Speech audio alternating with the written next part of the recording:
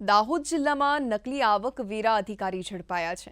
સુખસરમાં નાણાં ધીરધારનો ધંધો કરતા વેપારીને ત્યાં ત્રાટકેલા નકલી આવકવેરાના 5 અધિકારીઓને પોલીસે ઝડપ્યા હતા। નકલી આઈટી અધિકારીઓએ રેડ પાડીને 2 લાખ રૂપિયા પડાવી રફુચક્કર થવાની તૈયારી કરતા હતા ત્યારે જાગૃત નાગરિકોની સમયસૂચકતાને કારણે 5 લોકો ઝડપાયા હતા અને એક ગઠિયો ફરાર થઈ ગયો હતો। તેમણે જણાવ્યું હતું કે ફરાર આરોપીની શોધખોળ ચાલી રહી છે।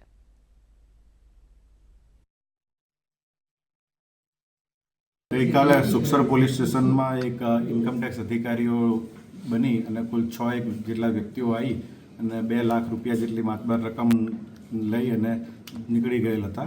જે અનુસંધાને સુખસર પોલીસ સ્ટેશનમાં ગુનો રજીસ્ટર કરવામાં આવેલો હતો, જે અંતર્ગત કુલ 5 જેટલા આરોપીઓને હસ્તગત કરવામાં આવેલા હતા।